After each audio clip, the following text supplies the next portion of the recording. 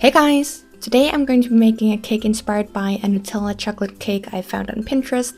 If you know anything about this channel and have read the blog post I always mention in the videos, you may be thinking, but isn't Nutella branded? And yes, it most definitely is, but I'm going to talk about it in the tutorial. You want to begin with a very dark brown. I mixed in a tiny bit of black. Then roll out a sheet in the thickness you want the cake layers and cut out 4 circles.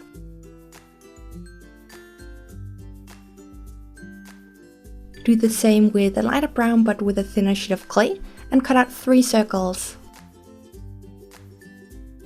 You then want to put together the cake, and don't worry, you might as well be honest here, at this point it looks pretty crappy.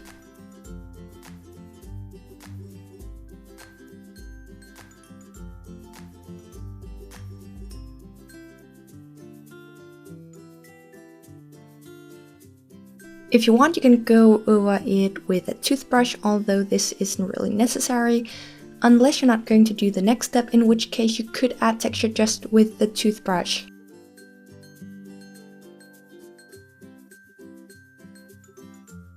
You then want to take a fine needle tool and add some texture to the cake layers all the way around the edges.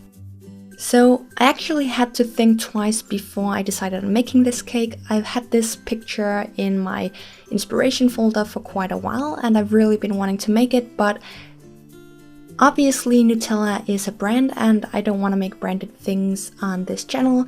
The thing is that you don't see the brand on the cake, you don't see any wrapper or the jar of Nutella, you just see it as an ingredient which doesn't even have a logo. But couldn't I then just have called it a chocolate cake instead?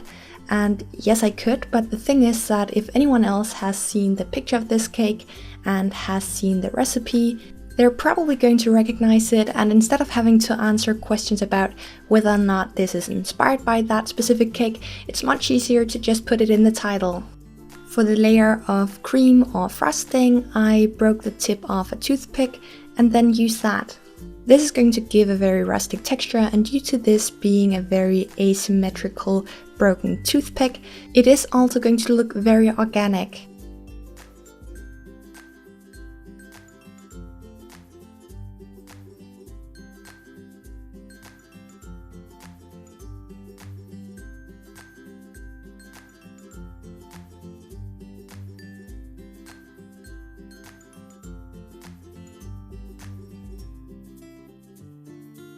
Use your blade to cut a slice and then add texture the same way on the inside.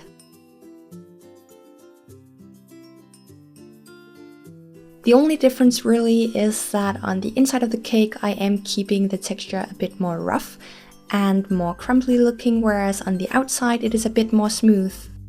And on the inside you also want to make sure to add a few crumbs in between the layers of frosting, just to make it look more natural. If you're putting the cake slice on the side like I did, you also want to make sure to texture the bottom, because otherwise it's going to look quite strange.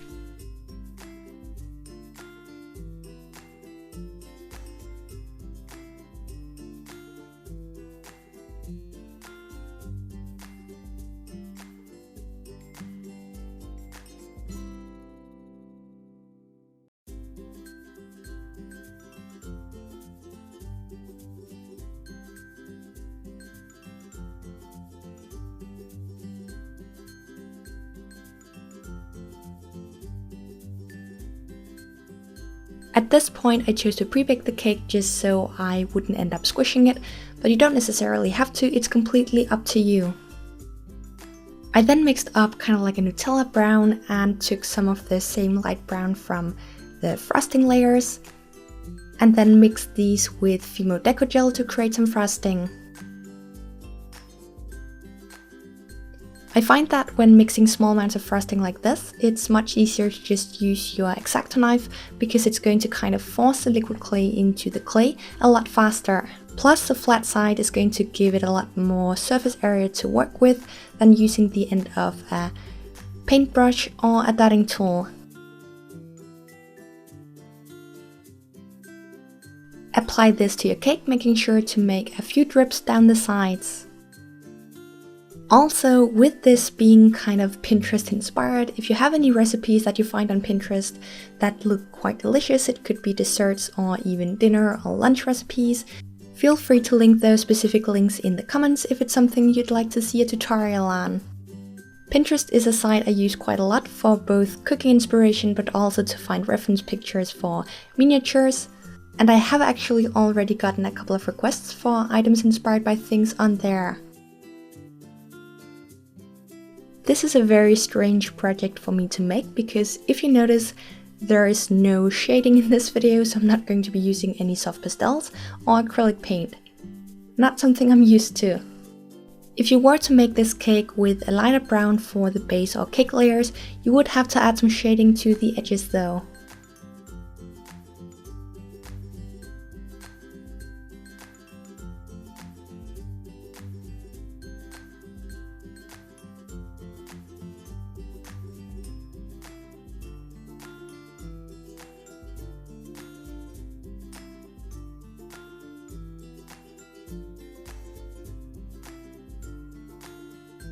Next up, we're going to be making the piped dollops on top. I do have a video on my main channel showing how to make a miniature piping bag that you can use to then make frosting and whipped cream. I'm going to link that in the info box, but for this video I chose to sculpt it. I first rolled out a small snake and then curled this up to get kind of like that spiral shape. I then first used a needle tool to mark off where I wanted all the lines, and I then went over it with a needle tool and a pointy dotting tool to define the lines. Having the spiral shape to begin with is going to make it easier to see in which direction the line should be going and where they should end and start, as opposed to having a dome shape. And because I wanted these to look very uniform, I did bake it and then make a mold. If you have any questions about the tools and materials I use, I do have a video about it, which I always link in the info box. The same if you have any questions about baking and pre-baking. The info box is in general a very good place to get knowledge, so definitely check it out. And of course, if you enjoyed these videos and want to support the channel, please do subscribe and click the thumbs up. And if you have any food requests, feel free to leave them in the comments.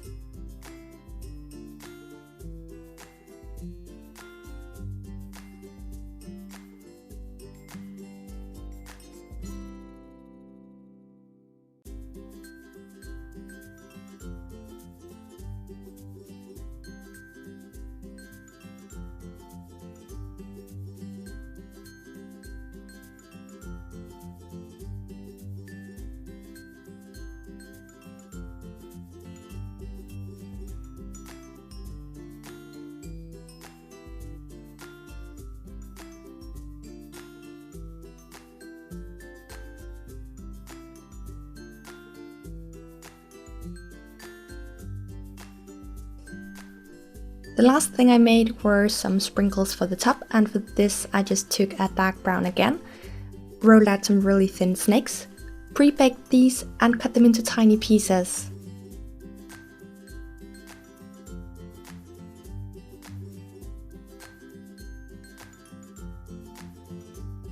Sprinkled these on top and then bake again. And if you pre-bake the dollops in the molds like I did, you also want to apply some liquid clay to help the sprinkles stick.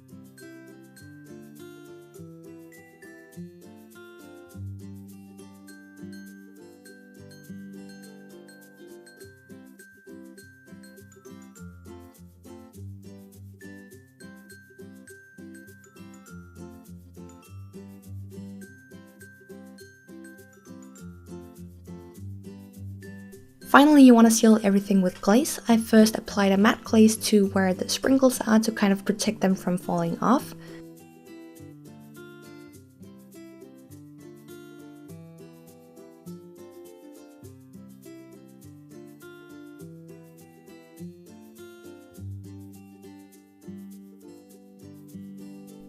I then went in with a small amount of glass glaze, mostly just to give the frosting a slight shine, but also make the cake base look moist. I have no idea why people hate that word so much.